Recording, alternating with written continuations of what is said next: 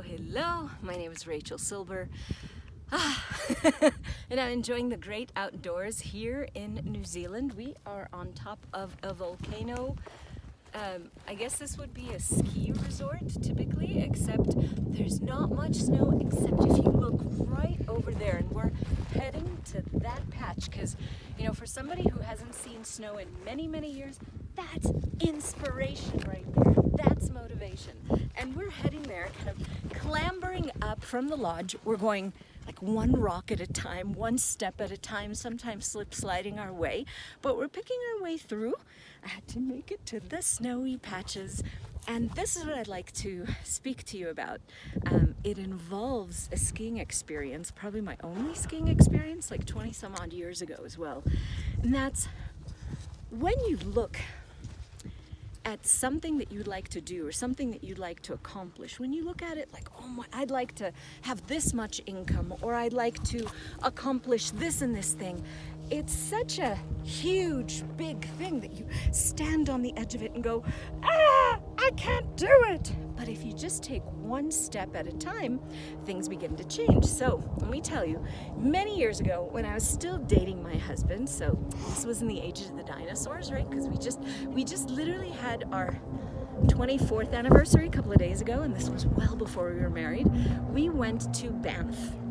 He was working for a Canadian company. We were up in Banff, and since he's a nice Canadian boy and has skied, you know, his entire adolescent life, whatever, he figured, let me take my girlfriend skiing. She's gonna have so much fun.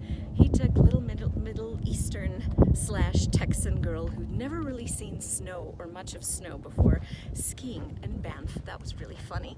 He's got a good sense of humor though, and a lot of faith in me.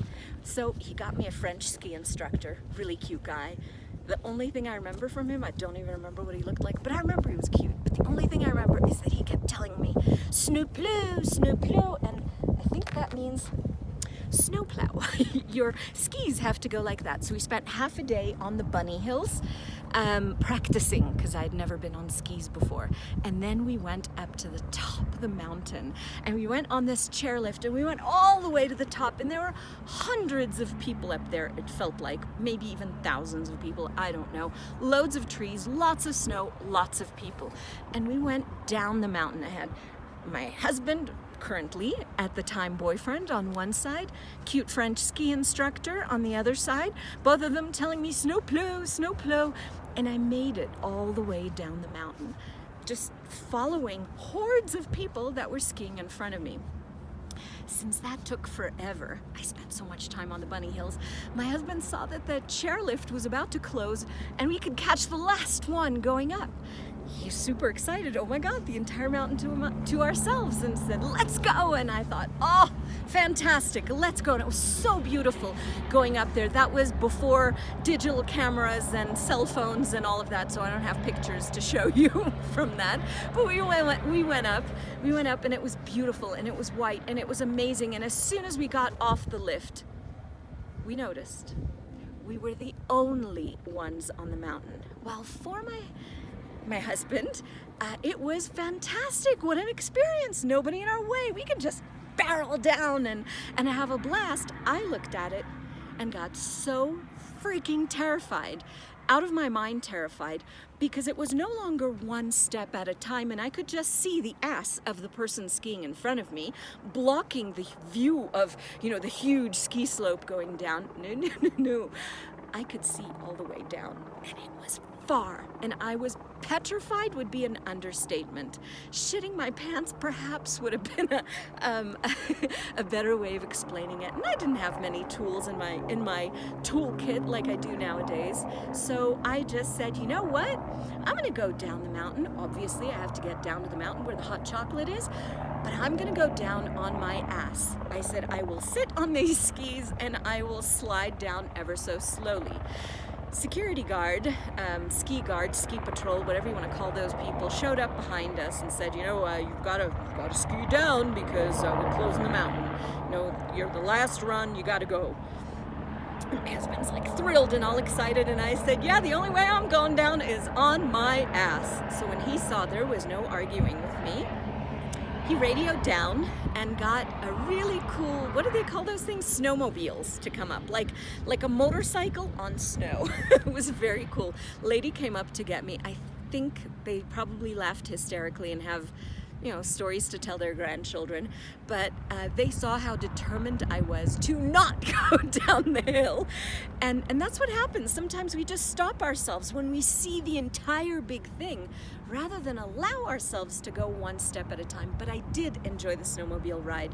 It was a lot of fun, and I was laughing with the lady that was taking me. I got to the bottom of the hill much faster than my husband did, but I looked back. I kept looking back as she was driving because I didn't have to look forward, right? I wasn't the one driving, and I could enjoy seeing him. It was like looking at something out of a James Bond movie, you know, where my then boyfriend was just skiing so elegantly, so beautifully, and it was just no big deal. Because in his point of view, it was fun. In my point of view, it was freaking terrifying. And it's our point of view that creates our reality. And at that point in time, I wasn't willing to have an adventure. I was terrified and petrified by having to take on something that big, something I'd already done before. But I did it one step at a time, and I couldn't see what was beyond that. I took it one step at a time, one snow plow at a time, one movement at a time, and so it didn't seem like a big deal.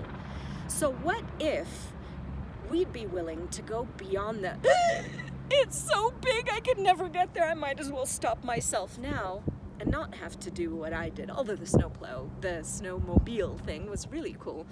What if we just take it literally one little slide, one little step, one little choice at a time, whatever it is that we're doing?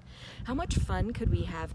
How much further could we get in our adventure, in whatever adventure, in multiple adventures, whatever it is that we're choosing, one choice at a time. And that's it, just 10 seconds at a time. As we say in Access Consciousness, just choose every 10 seconds.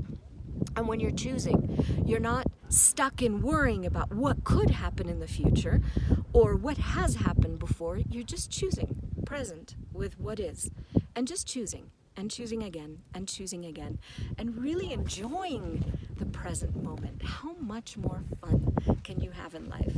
Going on an adventure. So we're on an adventure to that patch of ice, or possibly that patch of ice, or possibly even that patch of ice or snow or whatever's left there. And I'm so excited. By the way, this is Mount, holy shit, I cannot remember the name, Ruapehu, something like that. We were at Chateau Tongariro and took up the gondolas. Wow, look at those clouds rolling in. I wish you could see the view behind me.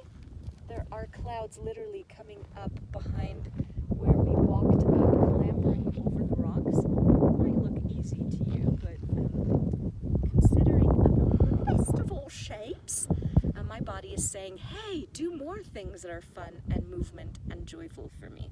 So how does it get even better than that? Keep choosing, keep playing, and I would love to meet you in person in the future someday. Mwah! Arrivederci.